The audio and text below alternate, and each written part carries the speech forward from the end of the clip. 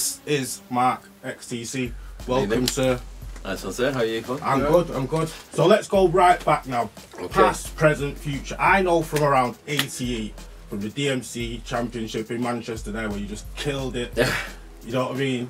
And from that point on... Hacienda. Is that where it was? It was in Hacienda. Oh, wait. That's one of the first places I ever started DJing, Hacienda. So let's take it from there. Maybe if you want to go a bit further back there. Well, basically, I can tell you where I started from the beginning. Yeah, man. Started in my bedroom. You know, like exactly like loads of these, you know, up and comings do. I had one deck, one sharp turntable. I had just a sharp belt drive sharp deck with 2 tape decks on the front. Yeah. I've still got some of the mixtapes I made, which is just mad. I listened back to them, I thought, what the hell what was I doing? So I was like, you know, scratch on the top, rewind the tape, play, scratch on the top, rewind the tape, play. So that's how I started basically, and then, you know, just got the whole hang of the whole scratching thing before I even started beat matching. And then I got my first decks, which were 2 belt drive decks, and, you know, Tronique by any chance? No, they were sharp. Right, 2 sharp. Yeah, sharp decks, 2 sharp turntables, forwarding it like that to keep it in time, you know what I mean, them kind of things. And then obviously from that point on, they went into the competitions. How long was the period from like you first got your first decks to you? I first started DJing when I was 14. Right. As DJing may have been back then, it was, you know, it wasn't really a big thing then. It was just, you know, play some tunes for people, do a few parties and things like that when I was at school. Yeah. And then decided, well, everybody else was decided for me. Namely, like one of my best friends, H, who, you know, recently passed away. He said, like, you know, come on, we need to do this and go into, you know, competitions. You're good, let's do it. You know what I mean? We followed people like, you know, Jazzy Jeff and of course. You know, DJ Cheese. I don't know if you've heard DJ Cheese and Chad Jackson, people like that. It was people like them. You know what I mean? He was like, oh yeah, you're miles better than all them. You know, just go and do it. So then we ended up going to DMC. I was fortunate enough to win at the Hacienda. You know, that was my first big break. From that point on, I was like, did a couple of gigs for DMC. I won the Northwest, was supposed to go to London, but then somebody called DJ Mink took my winner's spot in London, which was crazy. He was quite friendly with the DMC back then, so I think he just ended up getting the spot instead of Manchester me. Getting overlooked. Yeah, I think it was the whole Manchester getting overlooked thing back then. You know what I mean? Not compared to what it is now, but yeah, that's what happened then. And I was fortunate enough to, you know, still work for DMC quite a lot. Still did quite a lot of things for still him. retained the title at the end of the day. And then I went back and won it again the year after, so I wasn't too bad. You know what I mean? In '89 was that then? That was in, I think I won it in '89, then won it again in '90. Right. The Northwest, but then I didn't go to the regionals. I just did enough because I was quite happy just winning the Northwest, and then just, you know, carried on DJing from that point on.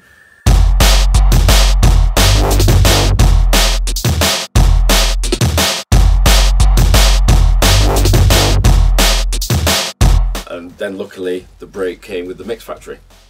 How did that come about? Well, my cousin, like you said, was you already putting them tapes together and putting them out? Yeah, I was already doing that. I was already doing the tapes for, you know, friends and things like that. I was 15 then, 16. God, it's a long time ago. And then my cousin was already DJing everywhere, you know, himself, and had quite a few venues where he was playing R&B and hip hop, and, you know, he was doing well with all that kind of stuff. He said, look, why don't you come and play? You know, come and play with me. I said, look, I'm only 16, 17, you know, I can't go and play in pubs and bars and all that kind of stuff. Yeah, of course you can. You're with me, so you'll get in. So that's how I got my break in that way. So we started playing, you know, bars and clubs around Manchester. What tunes were you playing then as well? Hip hop, mainly hip hop and R&B. I was the hip hop DJ then, you know, full on. I was blinkered. Didn't like any other genre of music. Like hip hop was the be all and end all. You know, the Public Enemies, the you know, Tough Crews, and God, the Tribe Called Quest, everybody like that from back then was killing, you know, everything. NWA. Yeah, so I was quite lucky in the fact that I had my cousin that was already playing in these clubs and bars, and he brought me in, and the demand for us started to get bigger and bigger. There was 3 of us at the time in Mix Factory. There was me, a guy called Alan, and my cousin Paul. I think it was called Alan. And then we introduced people like Keith and my MC Paul, and it just gradually grew and grew, and then obviously the rave scene come on. I was already called Cutmaster XTC, extra tough cutter, before the rave scene actually came to prominence. Then the whole XTC and ecstasy got interlinked, and then I think it benefited me. I'm not going to lie, it obviously benefited me. And then we started doing the whole rave music culture came in, and I was working in a shop called BPM Records in Oldham. I was only 17, and something happened at Spinning. I don't know if you know Spinning, the record shop in Manchester, the Underground, and they split into Spinning Records and Manchester Underground. Right. All the guys from Spinning who used to run Spinning moved and went to Manchester Underground. So then my cousin, who was delivering records, the American imports and Detroit sounds and things like that, and all the German, Belgian techno and all that kind of things. We were delivering them to Eastern Bloc, Spinning, etc. And the manager at Spinning said, "Look, I need somebody. Have you got anybody in mind?" He said, "Yeah, my cousin, he works in a shop called BPM. He'll come and do a really good job for you." I was fortunate enough then to go and work in Spinning, and I worked in Spinning for God, I don't know how many years, but it was a huge success. Spinning. We got to the stage where Pete Tong was a friend. I used to send him records for his charts. Did the Mix Mag update. I remember the Mix Mag update back in the day. I did the chart for that, back then, which is quite weird. It was mad. Spinning it just took off as a shop. It was already huge anyway, but then Manchester Underground, they sort of took a little bit, but then I brought it back, and it was the original Spinning.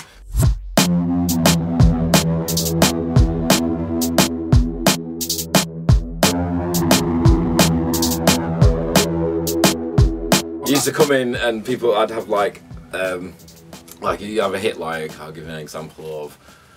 I mean, one track was the horns. Well, I'm going to go a little bit before that. I'll say Sweet Harmony. Liquid Sweet Harmony. When that first came out, it was like a little white label thing. I had 50 in the shop. It was like, listen to this. People were like, what the hell's that? You know what I mean? Back then, I've got, I can't even remember what year that must have been, like 89, 90, 91, around that point. And, right, you want that, and then it just took off, and more the hits started coming from the shop and then Stu used to buy all his records from me, and it just got to the stage where people thought, right, Spinning's the place to go. Obviously, it hurt Manchester Underground a little bit. Then the whole switch from house, breakbeat house to jungle. Marcus, I don't know, Marcus Intellects worked at, Marcus K worked at Manchester Underground, and I said to him, look, you can either stay there and get hurt by what's happening at Spinning, or you can come and join me, and we'll create a force that people can't touch, which is what happened. And then as soon as I employed Marcus, then Manchester Underground didn't really have a leg to stand on. Right. So it was good, and luckily they closed down. So Spinning just took off. Just took the whole market. Just took the whole market then of that sort of genre of music. Eastern Bloc was doing more of the house, full-on Detroit sort of techno and all that kind of stuff, and I was going down the R&B stroke hip hop stroke house stroke drum and bass route, breakbeat house, and the piano anthems, things like that. Yeah, of course. So it worked for us in there, and then Spinning was going really well for quite a few years, and then John, who owned Eastern Bloc, appeared in my shop in Spinning. I was like, whoa, what the hell's John Berry doing here? You know what I mean? And then John said, right, look, I'll double your wages. You can bring whoever you want, whatever staff you want, and I'll give you the right-hand side of Eastern Bloc, and you can manage that right-hand side of Eastern Bloc. You remember, because Eastern Bloc used to be left and right-hand side. Yeah, of course, yeah. And he gave me that right-hand side, and I employed Marcus and a few other people, like Leaky Fresh. Remember Leaky Fresh? And Sefton. Yeah, Sefton Motley, yeah. Man. I employed all them, so they run the hip-hop net upstairs, and me and Marcus and Matty run drum and bass downstairs. And it was great. It worked for so many years. It was unbelievable. And then Pete Wortman came into the equation and said, right, I want to corner this market of hip hop, jungle, and everything. I want to corner that market, so I'm going to buy loads of different shops. He bought Eastern Bloc. He bought Unity Records in London. He created an Eastern Bloc in Leeds, Unity in Liverpool, quite a few different places. So it just became that sort of huge little niche market that we cornered. We had it. I don't know if you remember Arsonist. Yeah, of course. Well, basically that was on Pete Waterman's label. Right. You know, so a lot of people didn't know that. And because that ended up being, was it Suburban Bass that came out on? No, it came. Arsonist came out on one of Pete Waterman's labels. I can't remember the name of what he changed the label to. He created a label for us basically to create jungle music and do whatever we wanted. And then obviously me and Marcus decided, well, we're going to start our own label, and we started the Intellects label. Really? You know what I mean? The Intellects was, you know, and what year the was name. that? Like 95? No, that was like 93, 92, 93, 94. We created the Intellects label. It was mad because we didn't know what should we call it, and we'd look at this thing as like Intellect, and obviously I'm called X, so I said, yeah, we'll call it Intellects. You know what I mean? Intellects Recordings. And then me and Marcus became Dat Intellects, you know what I mean? Marcus Intellects, and that's how that formed.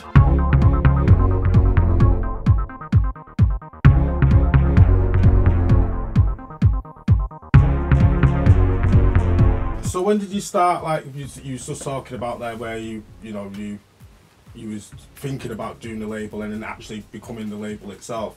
When did the radio like Sunset, because you must have been already on the radio at this point and you've been on the radio. Yeah, at that point I'd already done quite a lot of radio with the Mix Factory. Yeah. We had Sunset Radio, which was great. That was brilliant. That was brilliant. We had that started off as we was just friends of 808 State. Right. You know, we were quite close with 808 State, and they was always touring. So they said, right, Mix Factory, we want you to come and do our show for us when we go on tour. I was like, yeah, cool, no problem.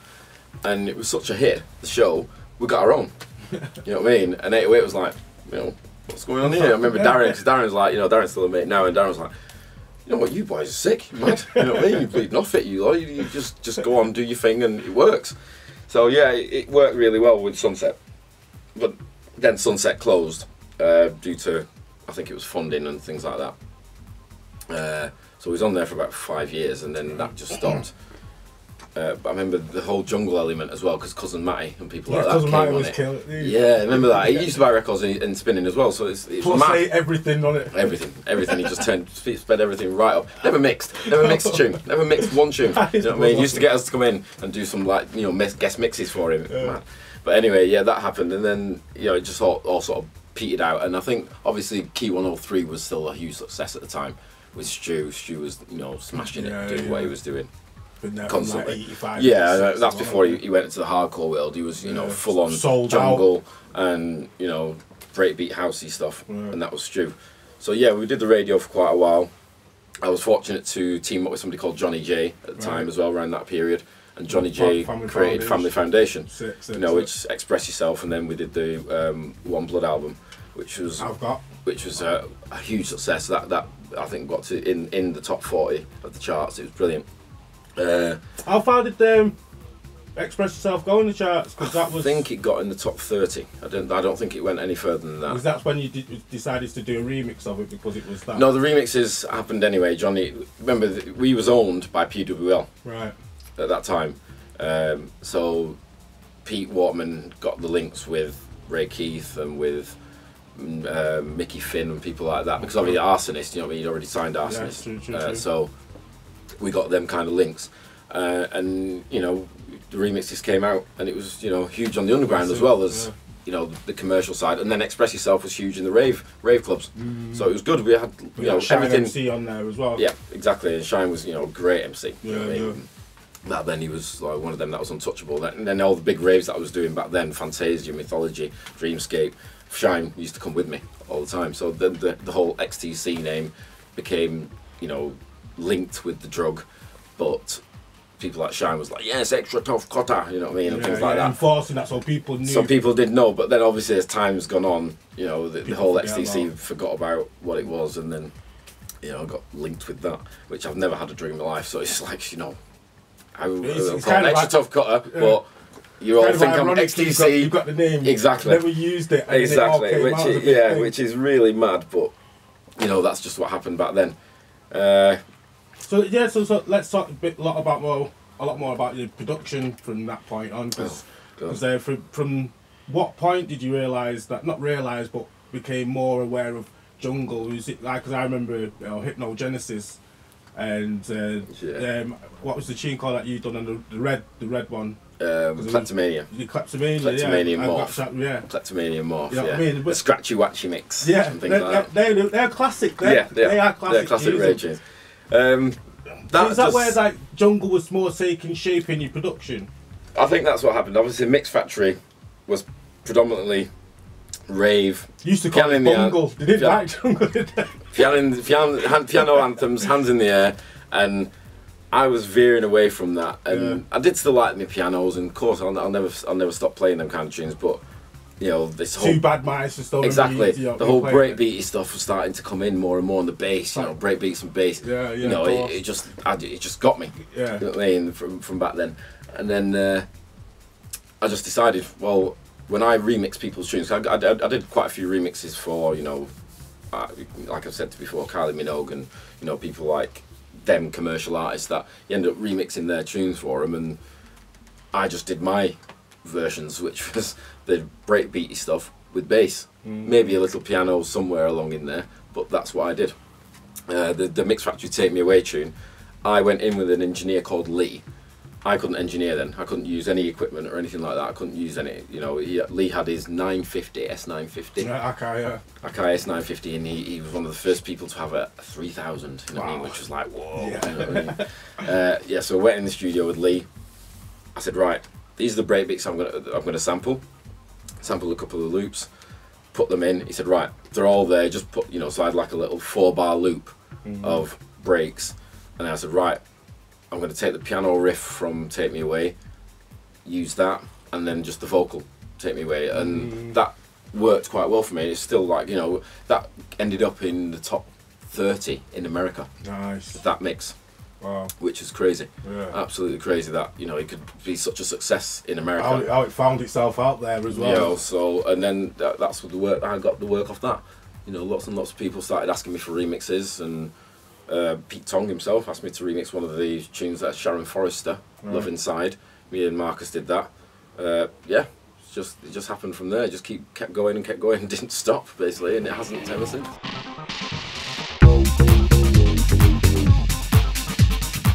Let's talk about a bit more of the actual production now. The actual production that you use, the actual equipment that you use. Because I noticed on there that I like to see Reason on people's PCs or on the laptops or whatever you're using. So have you been using Reason for a while? I've used Reason for years, but I've never used it as a sequencer.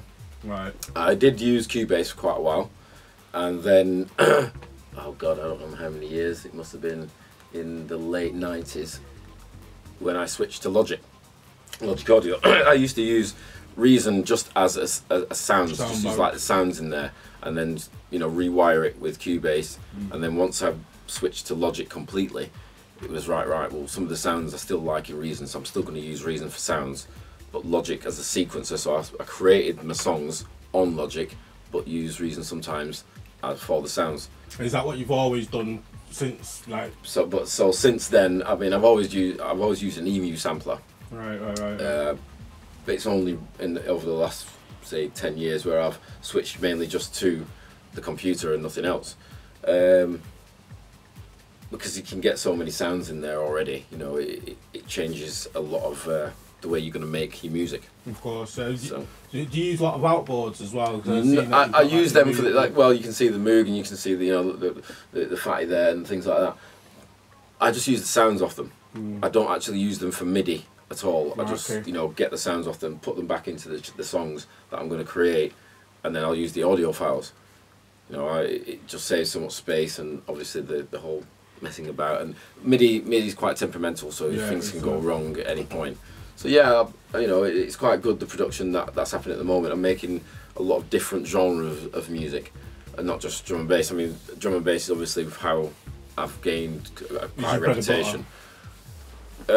Not so much now. I think it's more still the rave scene. I'm still a rave DJ at the end of the day. And that's the best thing about, especially with clubs these days as well. You can be a lot more eclectic Diverse. now. Yep. Diverse. Yep. Yeah, definitely. Well, I love it. As you may have seen some of the sets I've been playing. Yeah, definitely. I'll play from old school classics from '91 and mix them together with a bit of jungle, up front drum and bass, and then go down to the new 140s, which is like the breakbeats with pianos again. Yeah, you know, yeah, it's like but that's it's kind of like a dream come true to you in a way, yeah. you know, because you've got this wealth of knowledge before anybody that's hearing these tracks. They think they're fresh. Yeah, you know what I mean? I remember quite a lot of them being in that era, but yeah, I can imagine like you're like, listen, you don't know about these tunes. Yeah, I do. I mean, it's mad being a teacher as well. Yeah, you know, these students come in and have you heard this new tune? Have you heard this old tune? And it's like, oh god, yeah, I was playing that in '95.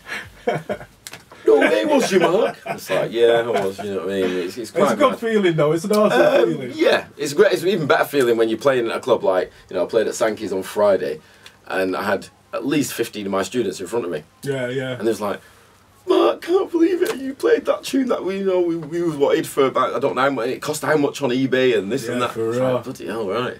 You know, it's crazy for me. It's a mad feeling.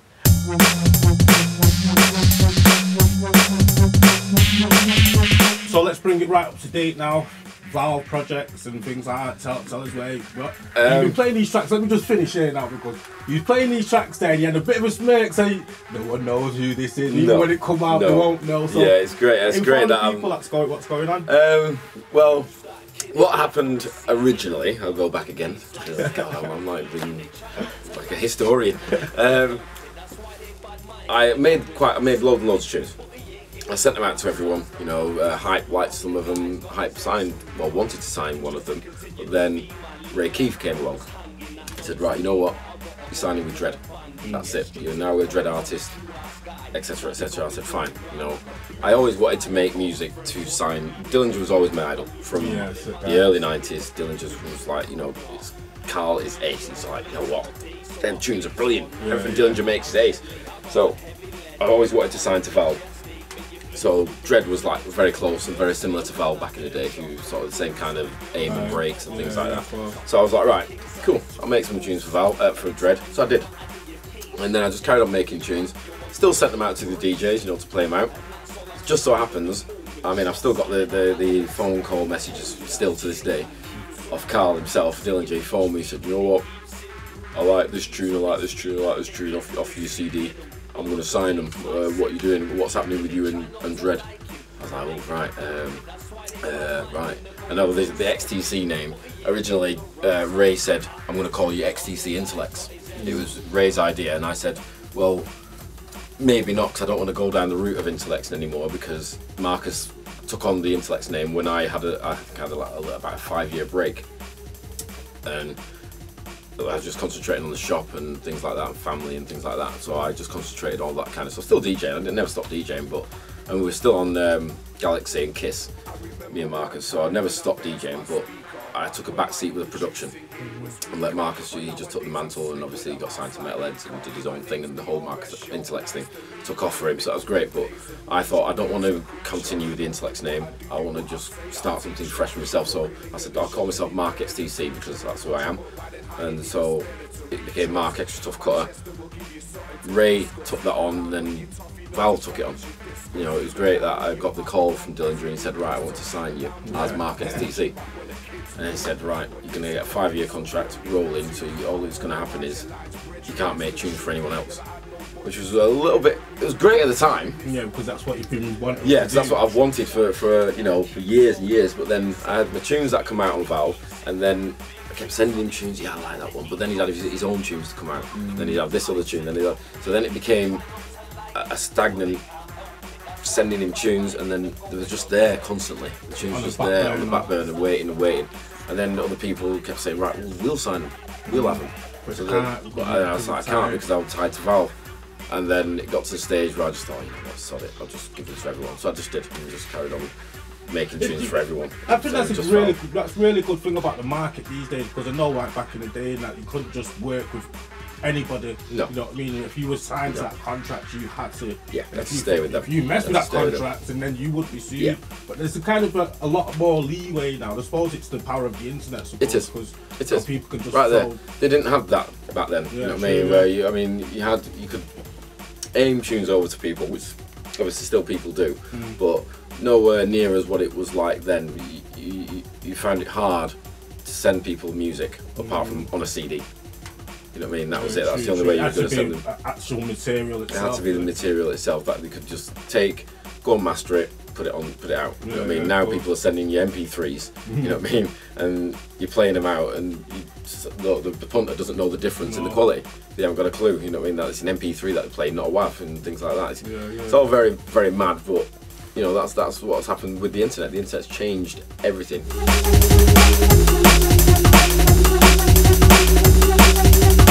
It has changed so much. I mean, we had a studio in Sankey's. I was with, I can't remember, Zed Bias, and a few other people came in and worked in the studio. And then I hooked up and brought into my studio Prophecy. Yeah. You've heard of Wolf, obviously. Yeah. I brought him into my studio, a young lad, 17, crazy, psycho, bloody idiot, that all he wanted to do was just play jungle. I love jungle. I just love jungle. I just want to play it, and I just want to be able to play jungle to everyone, and I want to be a really big name jungle DJ. I said, right, well, you know what, come in. Showed him how to mix a little bit, you know, said, right, you know, this is the way you need to be going. He had a bit of money behind him. He said, right, well, I'm going to start a night. So he started a few nights. He did a few nights called Squiggly D Mash. Yeah. He did a few of them, and then Deep Impact as well, was it? He had something to do with Deep Impact, yeah. And then he created this new thing called Metropolis. Yeah, big up. And then, as we know now, Metropolis is huge. You know what I mean? And it was mad. It all started in Sankey's in 2D. I think that's our studio number. 2D we was in, and that's how it formed. Metropolis started there. It was me and a couple of others as residents. And I came to your studio there, didn't I? Yeah, that's it. You know what I mean? We saw the decks on the side, and the studio was at the back, and the decks were just there. That's what we did. A little office on it, like. Yeah. Remember, that's one of the best times I've had in that studio was when Cash Money. Have you heard of Cash Money? Yeah, DJ Cash Money. DJ Cash Money came in, and we had a little scratching session. Did you record that? No. Well, they were talking. 8 years ago. No, because obviously Wolf was with me then, so it would have been late 90s, early 2000s. Right. You know what I mean? And that's when he'd done the Metropolis, and he had Cash on at, what's it called now? It's called Fat 251 now. What was it called before that?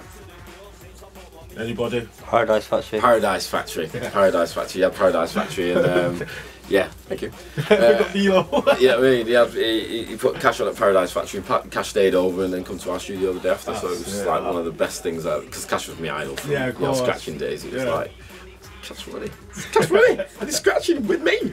Sick. So yeah, that's one of the best things that I've had, DJing wise, and it helped with Wilf with the whole Metropolis thing. You know, Wilf just took it on and just, you know, got the ball and carry on running. And Prophecy now is with North Base. Now actually, there you go. What did they get? Third in best breakthrough producers at? Best breakthrough producers, third. You know what I mean?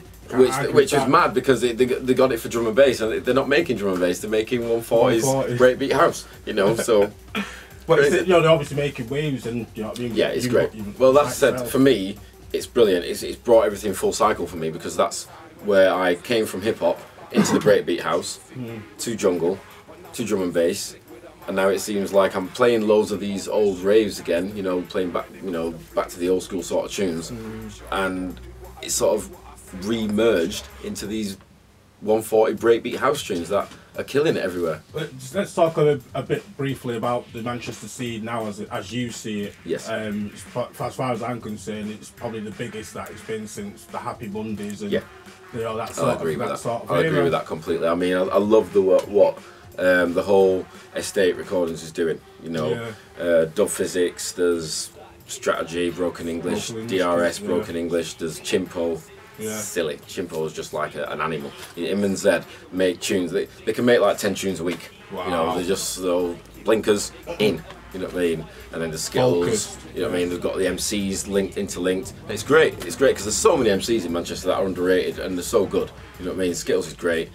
DRS is just, you know, one of the best MCs that I've ever heard. You know what I mean? Full stop. Whether it be in a rave or just on a track. You know what I mean? And obviously Johnny, Broken English, he's just next level. You know, he's just next level, Johnny now, you know what I mean? I'm in my lap singing the blues and I really shouldn't bleed all day, so I bleed. I was touching the Manchester scene now, where do you see yourself in it? I know that, you know, you're very much in the forefront, you know, DJing wise. Well, I'm just an old one that's still there. You know what I mean? And like luckily, like yeah, luckily I've got the respect of some people, you know, still, and they think, oh yeah, you know, he's been around for a long time, and he still does it when he plays out. Which, fingers crossed, I'll maintain that. You know, but obviously with the whole change of the equipment from Serato, I'm lucky enough as well to be sponsored by people like Serato who'll send me, you know, little bits of equipment to help me out, and t-shirts to promote the whole Serato thing, which is obviously 2 vinyl, time coded. You get your MP3, you drag it on, you scratch away, and you're in. You know what I mean? So that's good that it's changed from that, but it's still using the vinyl element. Got to be vinyl. The whole CDJ thing.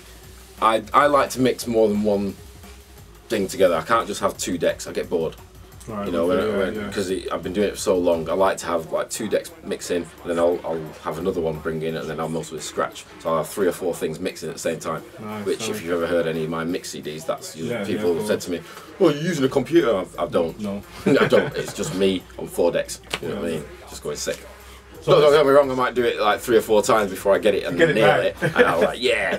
Back in, you know. Manchester will give you something to discuss. The land where you toffee don't just focus you discuss. The land where you park the wrong place, get your ribs tough. The land where you gotta watch your back when the kids grow. So let's talk a bit about the future and what you've been doing presently now with different artists. Can you tell us a bit about the artists that you've been working as we were stating before, you know, about the whole Manchester artists that are coming up and coming.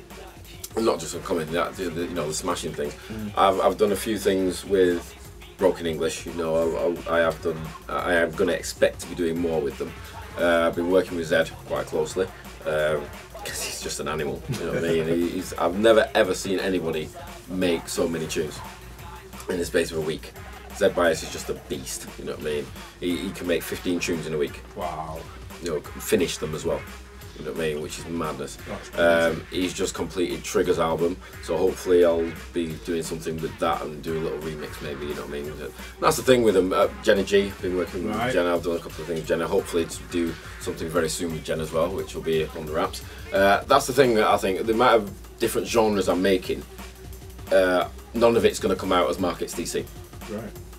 So that's something that's going to be. So that's going to be a hunt out there. Yeah. So the majority of things that will come out will be aliases. It won't be just me.